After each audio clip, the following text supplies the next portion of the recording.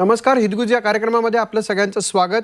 हितगुज कार्यक्रमाच्या माध्यमातून आपण चर्चा करतो ती विविध आजारांची, त्यांच्या लक्षणांची, त्याचबरोबर त्यावर केल्या जाणाऱ्या उपचारांची. आणि आजही अशा महत्त्वाच्या आजाराविषयी आपण चर्चा करणार आहोत, ती म्हणजे मूळव्याधी संबंधित. आणि त्याची कारणं काय असतात, कोणते आधुनिक उपचार त्यावर आलेले आहेत आणि यासाठी तज्ज्ञांचं मार्गदर्शन घेणं अर्थातच तेवढंच आवश्यक आहे. आणि यासाठी आपल्याकडे तज्ज्ञ आलेले आहेत, डॉक्टर विवेक लोळगे सर आणि डॉक्टर लीनता लोळगे मॅडम. नमस्कार सर, आपलं दोघांचंही कार्यक्रमामध्ये स्वागत. डॉक्टर विवेक लोळगे हे स्वतः MD आहेत, आयुर्वेदिक तज्ज्ञ आहेत, मूळव्याध आणि भगंदर या संदर्भातले ते तज्ज्ञ आहेत. कलासिद्धी एनोरेक्टल हॉस्पिटल ठाणे येथे ते कार्यरत आहेत. डॉक्टर लीनता लोळगे या BAMS ओझोन तज्ज्ञ देखील आहेत. त्यांनी विशेषतः त्यांचं प्रावीण्य जे आहे ते क्षारसूत्र चिकित्सा या विषयावर आहे. डॉक्टर विवेक लोळगे हे गेले 40 वर्ष ठाणे शहरामध्ये मूळव्याध भगंदर या क्षेत्रात प्रॅक्टिस करतात. गेल्या 40 वर्षात जवळपास 45 हजारापेक्षा जास्त रुग्णांना त्यांनी मूळव्याधीपासून मुक्तता मिळवून दिलेली आहे. ठाणे गौरव, ठाणे भूषण या पुरस्कारानं त्यांना ठाणे महानगरपालिकेनं गौरवलं आहे. या व्यतिरिक्त देशविदेशातील अनेक मान्यवर संस्थांनी डॉक्टर विवेक लोळगे यांचा सन्मान केलेला आहे. नुकताच त्यांचा दुबईचे शेख यांच्याकडून दुबई आयकॉन म्हणून सन्मान करण्यात आला. त्याचप्रमाणे तत्कालीन राज्यपाल भगतसिंह कोश्यारी यांच्या हस्ते देखील त्यांचा सन्मान झालेला आहे. ठाणे पोलीस हॉस्पिटलचे प्रमुख म्हणून सध्या डॉक्टर विवेक लोळगे कार्यरत आहेत. त्याचप्रमाणे रेड क्रॉस सोसायटीमध्ये ठाणे शहराचे अध्यक्ष म्हणून देखील कार्यरत आहेत. त्यांनी विकसित केलेल्या क्षारसूत्र चिकित्सा मूळव्याधीसाठी अत्यंत गुणकारी ठरली आहे.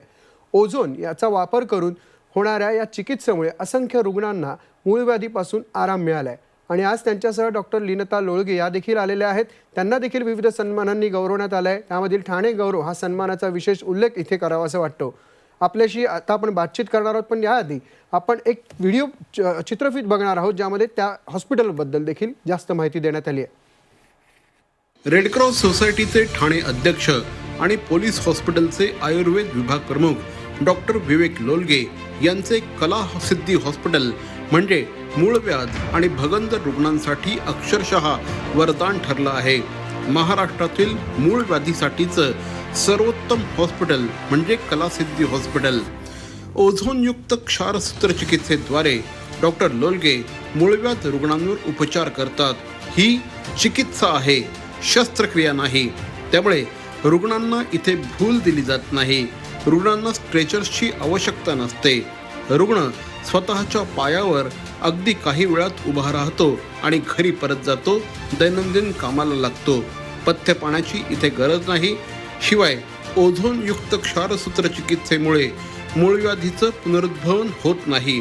आजवर 45,000 पेक्षा अधिक रुग्णांवर डॉक्टर विवेक लोळगे आणि डॉक्टर लीनता लोळगे यांनी उपचार करून त्यांना वेदनामुक्त केला आहे. डॉक्टर, कार्यक्रमामध्ये पुन्हा एकदा आपलं स्वागत. मूळव्याध म्हणजे काय? मूळव्याध भगंदर मूळव्याध जी असते ती कशामुळे होते आणि याच्यावरती कुठल्या चिकित्सेने आपल्याला आराम मिळू शकतो? मूळव्याध म्हणजे गुदद्वाराच्या जागी म्हणजे शौचाच्या जागेवरती येणारे मांसांकुर. म्हणजे गुदाच्या ठिकाणी काही आतमधून 3 o'clock, 7 o'clock, 11 o'clock घड्याळाच्या पोझिशनमध्ये आतून अंकुर बाहेर येतात आणि ते बाहेर आले की त्याला आपण मूळव्याध म्हणतो. आता आज होळी आहे, होळीला लोक खाणार पिणार सगळं. त्या दृष्टीने जे तिखट खाणं, नको ते आहार विहार करणं आणि ह्याप्रमाणे मनबद्धता होणं हे स्वाभाविक आहे. आणि हे मनबद्धता झाल्यानंतर त्याच्यानंतर शौचाच्या जागी त्याच्यावरती प्रेशर येतं. म्हणजे जे आपण नॉनव्हेज खातो किंवा मिरच्या खातो किंवा ब्रेड खातो त्याच्यामध्ये शरीरातलं पाणी खेचलं जातं आणि शौचाला कडक होते. या कडक शौचामुळे गुदद्वारावरती ताण पडतो आणि मूळव्याधीचे कोंब बाहेर येतात.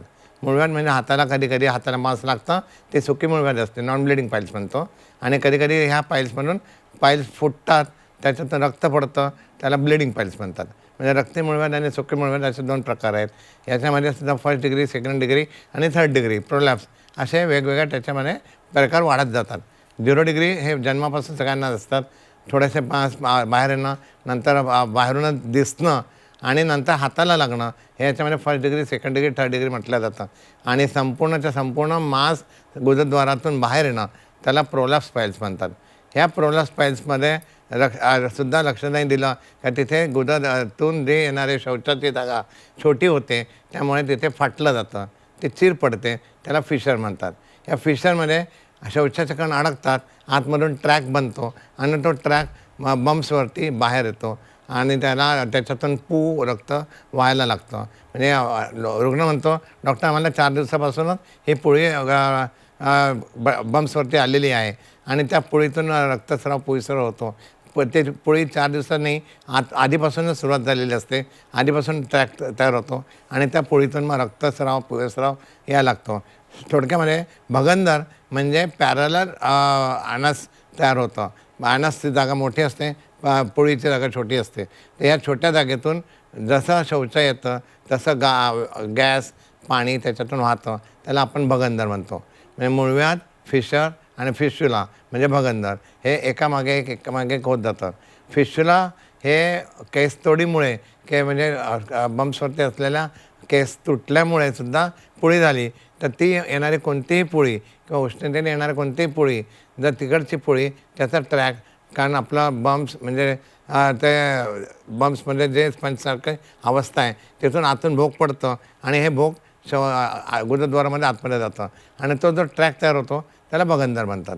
या मूळव्याध, भगंदर, फिशर यासाठी अनेक प्रकारच्या चिकित्सा आहेत, अनेक प्रकारचे उपचार आहेत, पण क्षारसूत्र चिकित्सा ही त्याच्यामध्ये सगळ्यात उत्तम चिकित्सा आहे. मूळव्याध आणि भगंदरवरती औषधं चिकित्सापेक्षाही एकदा जर मूळव्याध झाली आणि फिस्च्युला झाला का त्याला औषधाने फार कमी उपाय होतो. त्या म्हणजे ते काढून टाकल्याशिवाय त्याला काही उपाय नसतो. तर याच्यासाठी क्षारसूत्र चिकित्सेमध्ये मूळव्याधीचे कोंब जे असतात हे टोकापर्यंत बांधले जातात. म्हणजे इंटरनल स्फिंक्टरपासून जे कोंब बाहेर आलेत तर तिथपासून तेथपर्यंत ते सगळं बांधून ठेवतो, चिकटवून ठेवतो. आमचं जे ओझोन क्षारसूत्र आहे हे फक्त चिकटवलं जातं, त्यामुळे वरता त्याचा रक्तपुरवठा बंद होतो. रक्तपुरवठा बंद झाला का पाईल्सचे मांस आपोआप सुकून गळून पडतात. म्हणजे कुठेही कात्री ब्लेड न करता किंवा लेझरने कुठेही इंजुरी न करता ही मूळव्याधीची चिकित्सा केली जाते. ही ओझोन क्षारसूत्र चिकित्सा ही वेगळी चिकित्सा आहे जी आम्ही डेव्हलप केलेली आहे.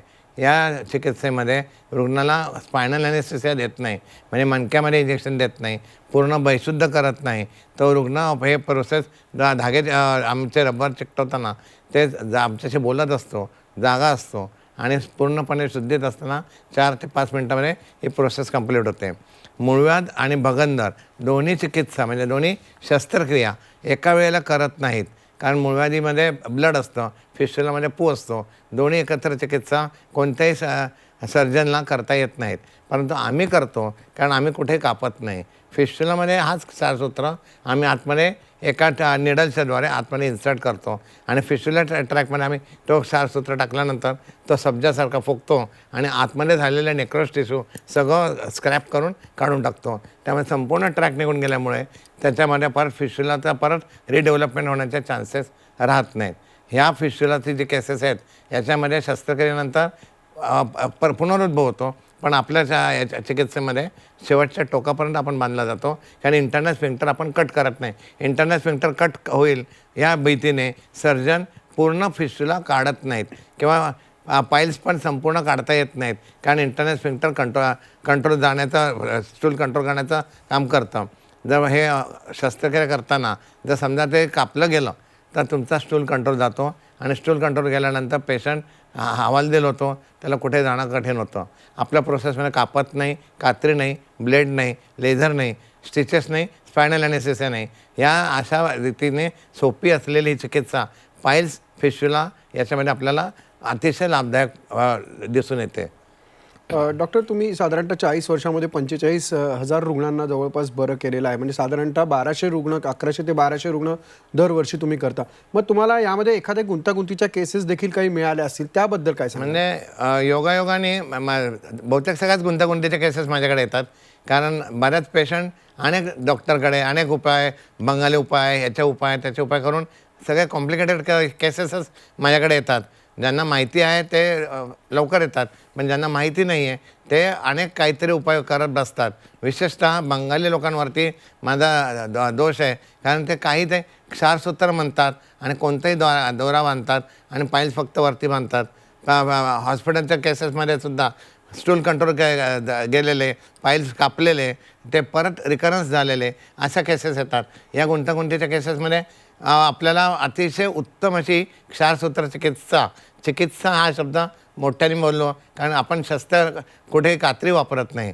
या कॉम्प्लिकेटेड केसेसमध्ये माझ्याकडे आलेले प्रोव्हॅस फाईल्सची मोठी केस म्हणजे संपूर्ण गुदद्वारामधून अंग बाहेर आलं चेंडूसारखं, आणि अशी केस आली.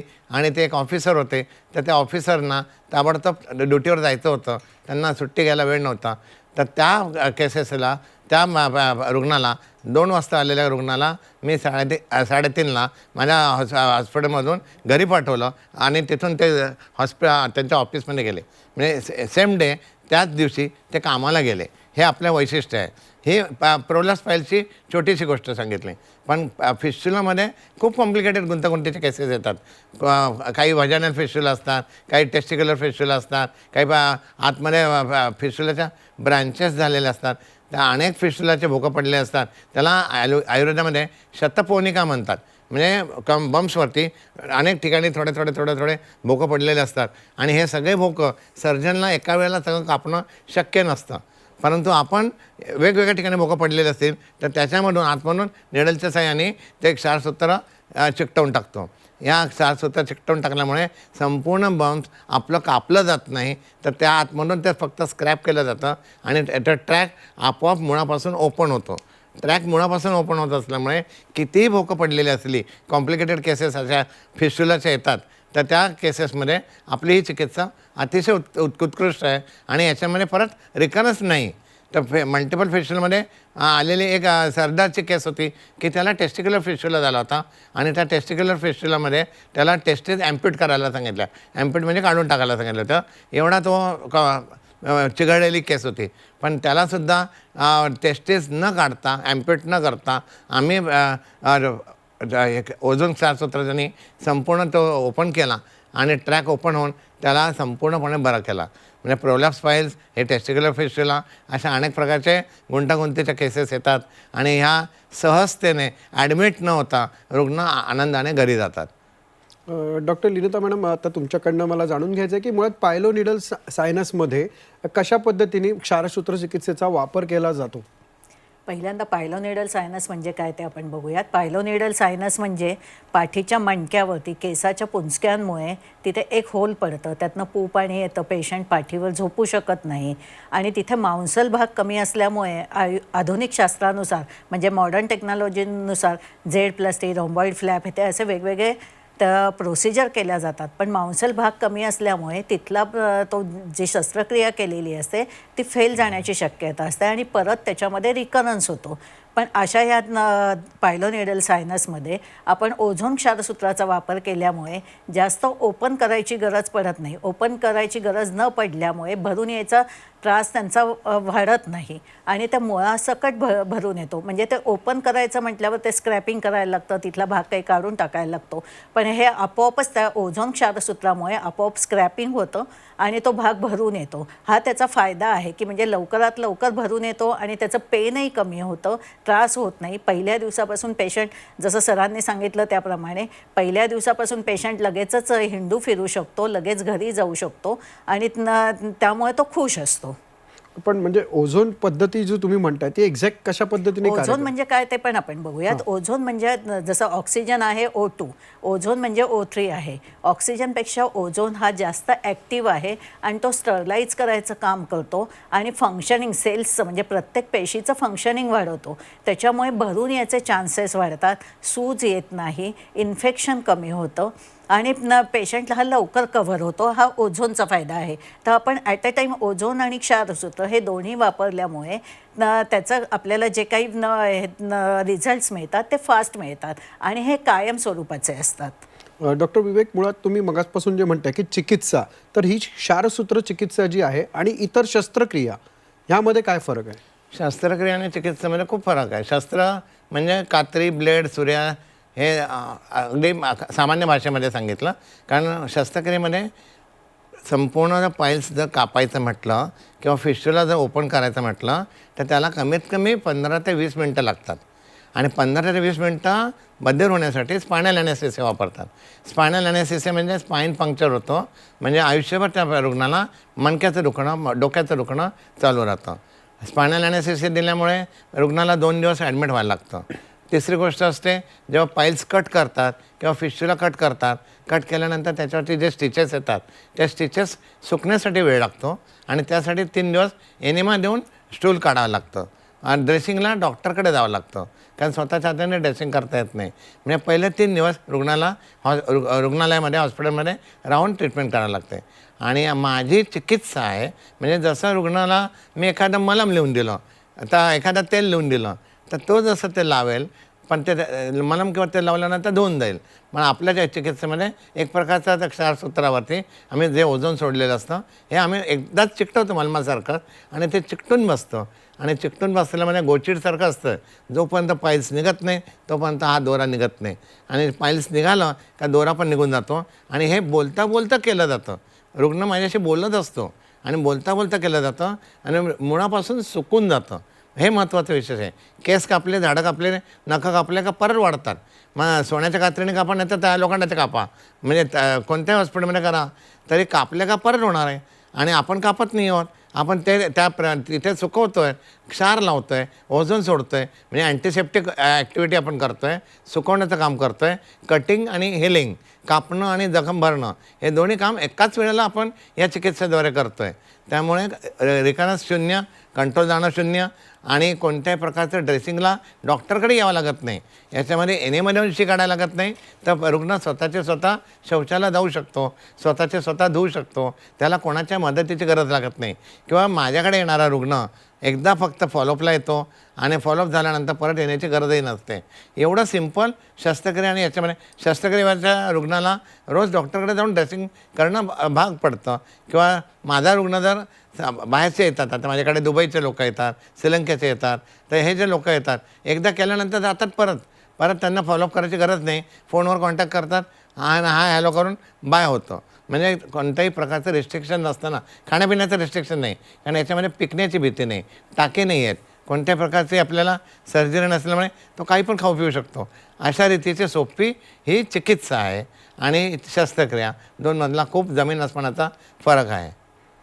नक्कीच डॉक्टर, तुमच्याकडून अधिक माहिती अजून जाणून घ्यायची आहे, पण आता एक वेळ झाली एका ब्रेकची आणि या ब्रेकनंतर आपण मूळव्याध आणि क्षारसूत्र चिकित्सा यामध्ये जे काही उपचार केले जातात याबद्दल आपण जाणून घेणार आहोत, पण एका ब्रेकनंतर.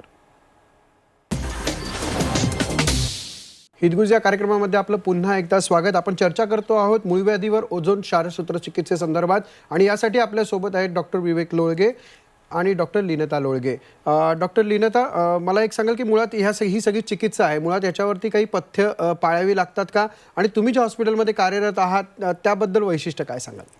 ह्याच्यासाठी आपल्याला कोणतंही पथ्य पाळायची गरज नाही आहे. बाकीच्या हॉस्पिटलमध्ये प्रोसिजर झाल्यानंतर वातूळ पदार्थ खाऊ नका, तिखटाचं खाऊ नका हे ते सांगितलं जातं, पण आपली प्रोसिजर इतकी सेफ आहे आणि ती मुळासकट होत असल्यामुळे त्याच्यामध्ये रिकरन्स नसतो. त्यामुळे तुम्ही पहिल्या दिवसापासून, म्हणजे आमची प्रोसिजर झाल्यानंतर पेशंट 10 मिनिटानंतर लगेच वडापाव, मिसळपाव पण खाऊ शकतात. त्या दिवशी नॉनव्हेजसुद्धा एन्जॉय करू शकतात.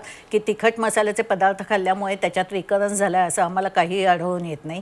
पहिल्या दिवसापासून पेशंट चालतो, हिंडतो, फिरतो आणि लगेच प्रवास करून 18 तासाचा प्रवास करून सुद्धा पेशंट त्यांच्या गावी जाऊ शकतो, कारण पेशंट आमच्याकडे लांबून येत असतात. तसंच पेशंटला ॲडमिट व्हायची गरज नाही आहे, हा पहिला आहे. त्यानंतर झोपून राहायला लागत नाही आहे, कोणतंही पथ्य पाळायला लागत नाही आहे, स्पायनल ॲनेस्थेशिया देत नाही आहे आणि पेशंटला वारंवार आमच्याकडे यायला लागत नाही. तसंच लेडीज आणि जेंट्स दोन्हीही डॉक्टर असल्यामुळे पेशंटला ऑकवर्ड वाटण्याची गरज नाही आहे की मी जेंट्स डॉक्टरांना कसं दाखवू.